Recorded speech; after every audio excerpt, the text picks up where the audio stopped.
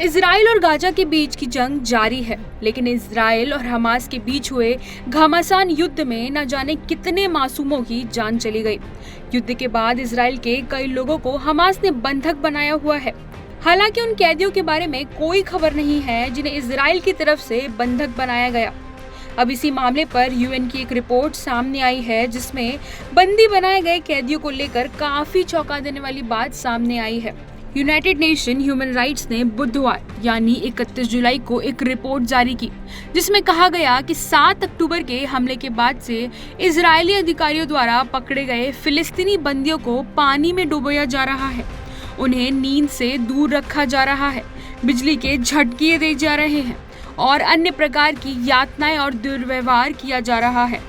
इसके साथ ही कैदियों पर रिपोर्ट में कहा गया कि जून के आखिर तक इजराइल के पास 9,400 से ज्यादा बंधक थे और उनमें से कुछ को वकीलों की पहुंच या उनके कानूनी अधिकारों के सम्मान के बिना गुप्त रूप से रखा गया था।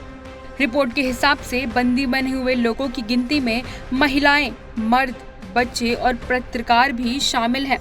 यूनाइटेड नेशंस ह्यूमन राइट्स के एक प्रमुख वोल्कर तुर्क ने बयान में कहा कि मेरे ऑफिस और अन्य संस्थाओं के जरिए इकट्ठा किए गए सबूतों से कई दिल दहला देने वाले कामों का संकेत मिलता है, जैसे कि जल बोर्डिंग और बंदियों पर कुत्तों को छोड़ना, जो कानून का घोर उल्लंघन है। आपकी जानकारी के लिए बता दें कि तारीख थी 7 अक्टूबर 2023। सुबह का वक्त फिलिस्तीनी के आतंकी संगठन हमास ने इजराइल पर रॉकेट दाग दिए, जहां लोगों को आम दिनों की तरह सोकर उठने के बाद अपने रोजमर्रा कामों की ओर बढ़ना था। ऐसे में सुबह की शुरुआत ऐसी हुई कि सैकड़ों लोग कभी नींद से उठे ही नहीं। ये इजराइल की आम जनता थी जो कि हमास से हमले का शिकार हुई। हमास का हमला इतना जोरदार था कि इसे सदी का सबसे बड़ा अटैक कहा जा रहा है।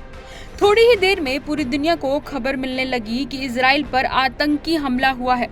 यह हमला गाजा पट्टी से हुआ और पड़ोसी देश फिलिस्तीनी के आतंकी संगठन हमास ने किया। 24 घंटे के अंदर सैकड़ों लोगों की जान जा चुकी थी, हजारों लोग घायल थे, शहर के शहर तबाह हो रहे थे और ये जग जंगल की आग की तरह फैलती चली गई। हमास की क्रूरता और बर्बरता के बाद इजराइल ने जिस ढंग से पलटवार किया है, उसने इतना तो स्पष्ट कर दिया कि ये लड़ाई किसी अंजाम तक गए बिना अब रुकने वाली नहीं है।